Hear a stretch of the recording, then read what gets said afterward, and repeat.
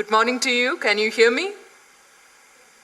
To see you there, and Good thanks morning. for being there. Okay, well, we were a little bit worried because we couldn't get you for a while. Yeah, we are so glad that we are able to get connected now. So if we... Okay, hold on. Let me just do a little bit of zooming and all so I can get to the... Okay. So please let me know when we can start the session. Dr. Kasturi Rangan is also here, so he would like to say a few words in the beginning. Okay, let me just take 2 minutes. Okay, sure. Okay. Participants of the 20th NIAS course for senior executives, and today is the last day, and it is so nice to see Mr. Sam Pitroda over there in a virtual space. To begin with, let me invite Dr. Kasturi Rangan, who is the Director of National Institute of Advanced Studies, to say a few words. Dr. Rangan.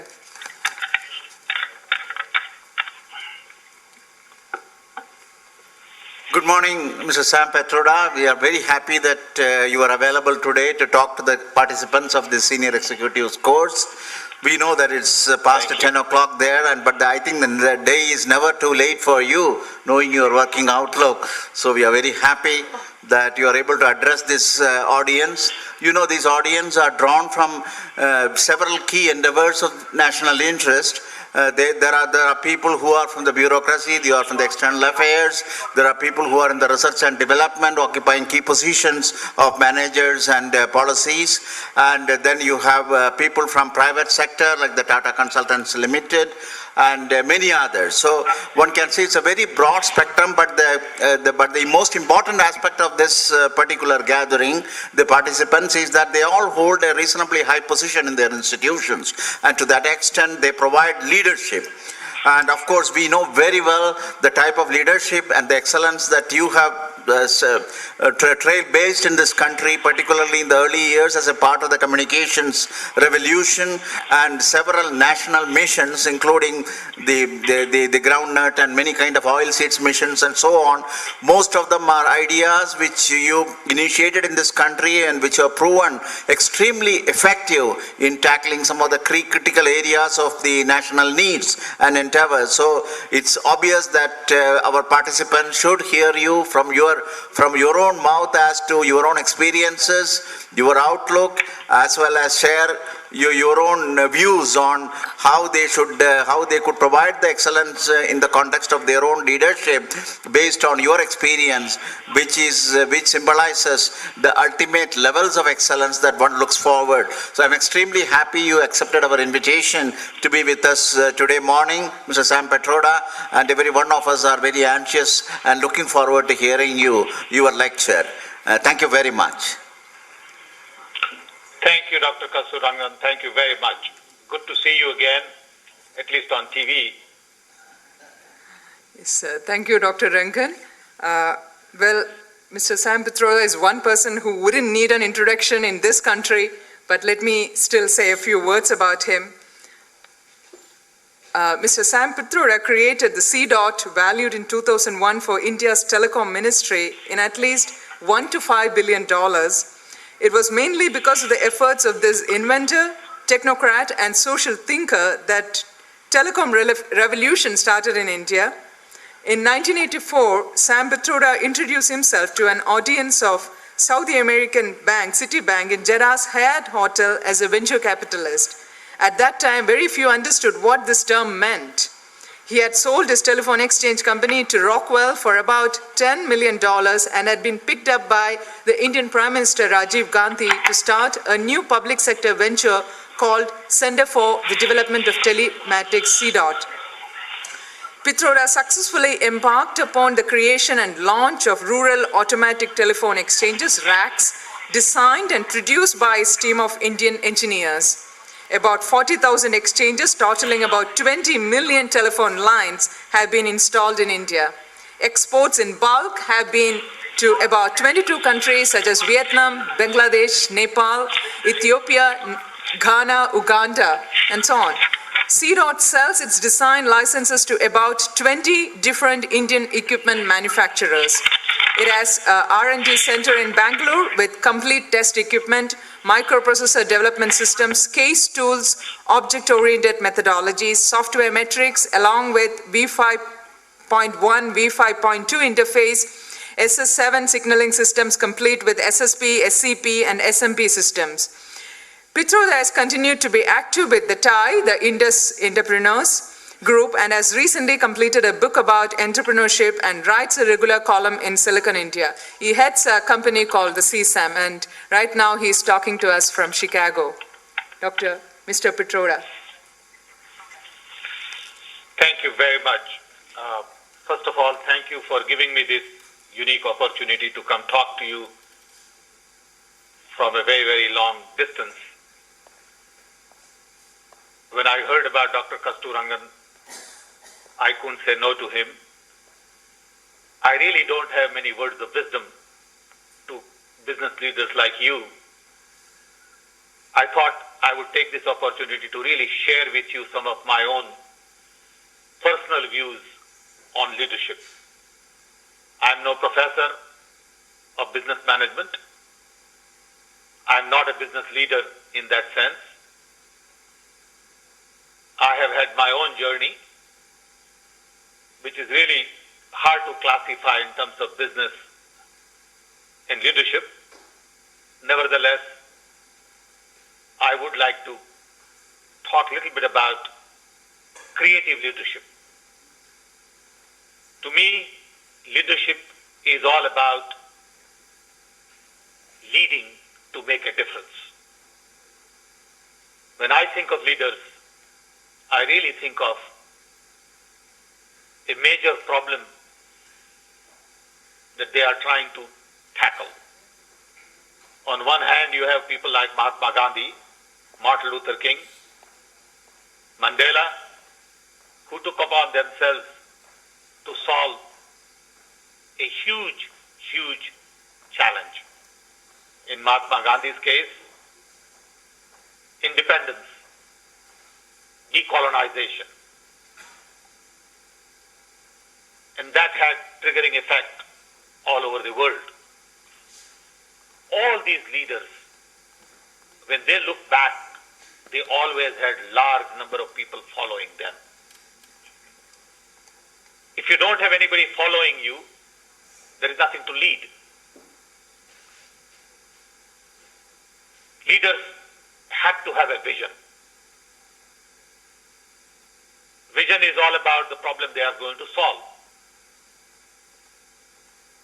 And they also need ability to break that vision into small little pieces, farming out to different people, different tasks, and then communicate effectively, have the energy, enthusiasm, at times contagious energy and enthusiasm, to create a broad canvas, and ultimately ability to put these pieces of work together to move forward on accomplishing a task outlined by the vision. So the key pieces are first vision, then work, and finally values. Leaders are products of different era, different experiences, different ecosystem, different defining moments. Some people get to leadership because of some accidents in life. A lot of leaders have had some trauma in life that really transformed them. Mahatma Gandhi is a great example, again, as to how the transformation took in his life him to a different level of leadership. Leaders are products of challenges they are faced and the problems they are trying to solve. They all have different styles. Some are visionaries, some are tyrants, Hitler. Some are liberators, some are intuitives. Some get things organized, others are analytical. Some are heroes, pragmatic, father figure, strategies. and some are people's servants. It all depends on the style of leadership. Where you are coming from, what your childhood experiences have taught you, and at what moment in the history you have taken upon yourself to provide leadership. Leadership is not necessarily all about corporate leadership. Corporate leadership to some extent is very narrow. It is geared towards creating value for the shareholders, profit, but there are leaders in religion, non-government organizations, governments, sports, artists, academicians. So leadership implies not just corporate leadership to me. It really means ability to lead large number of people for a given task.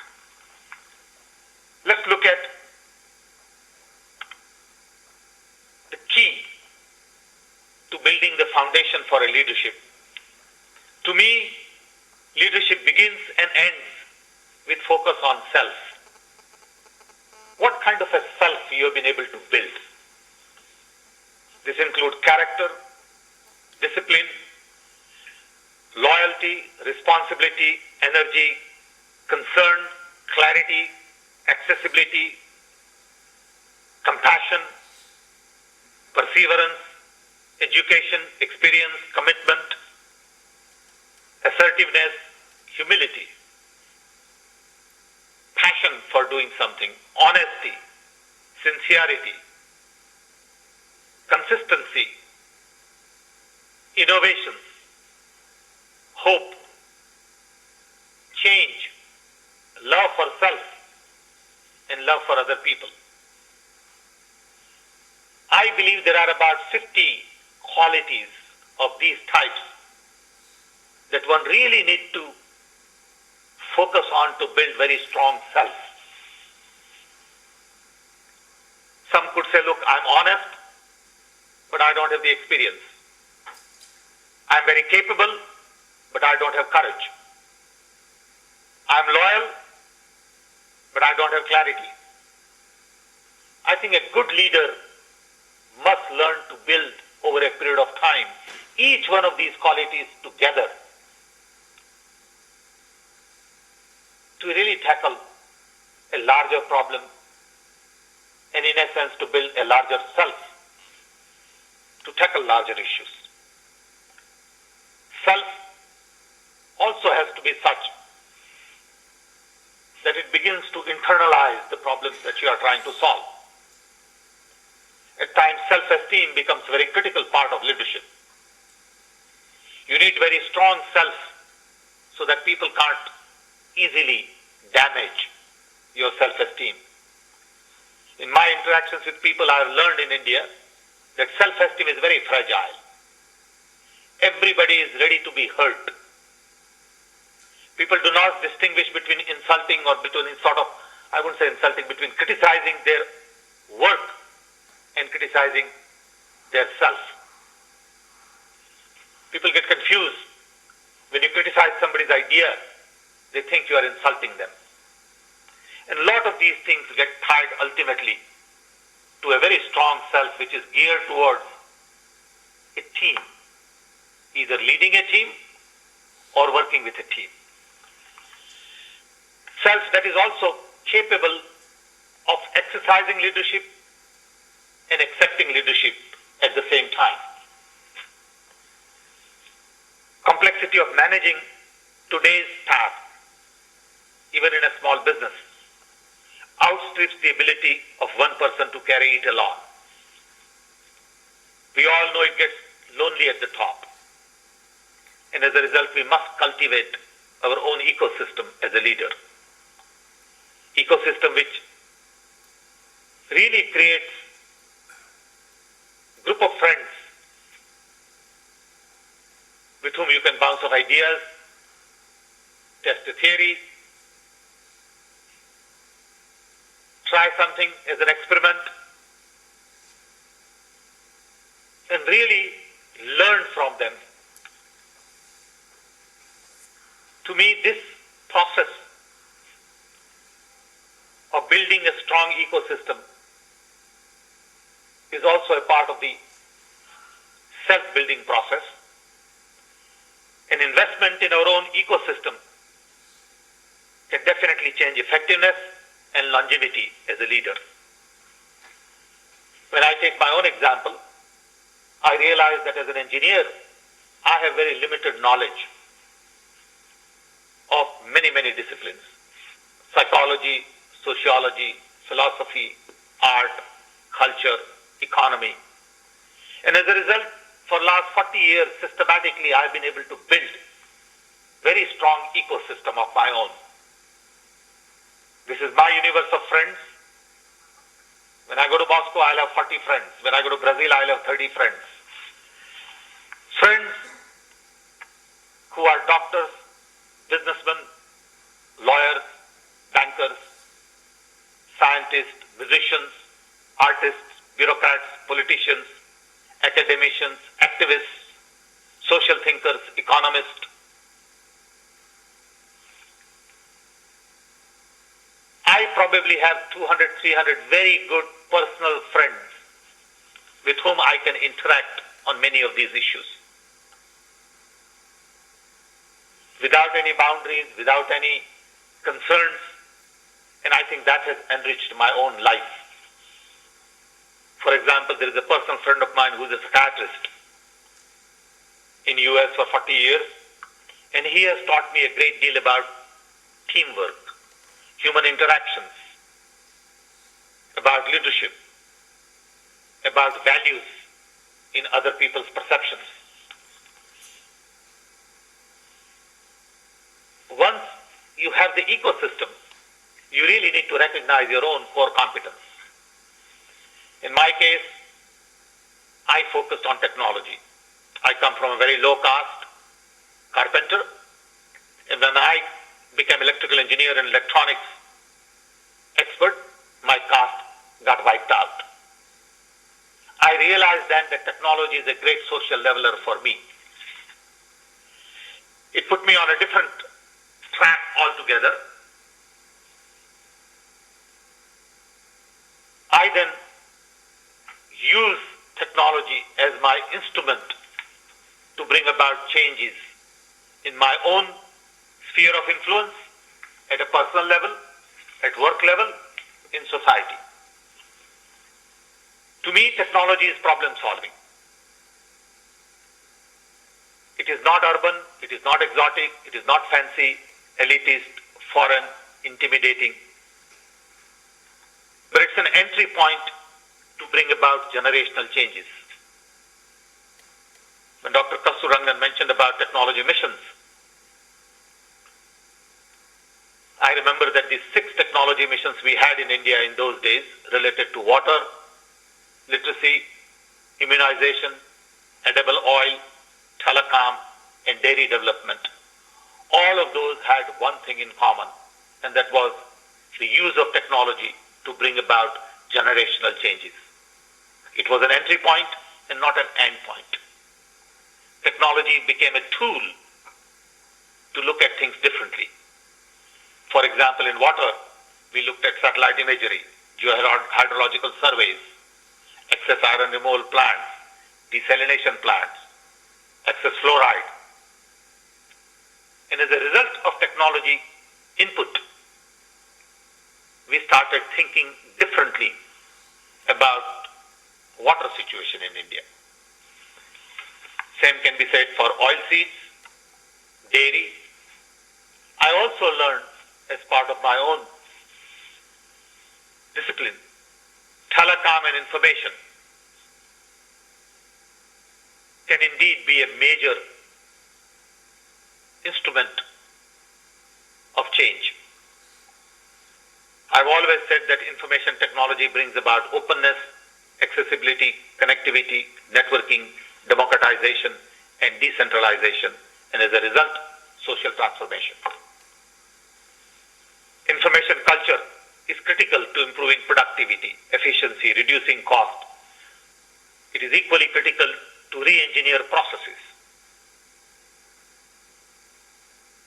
ultimately it is equally critical to human interactions.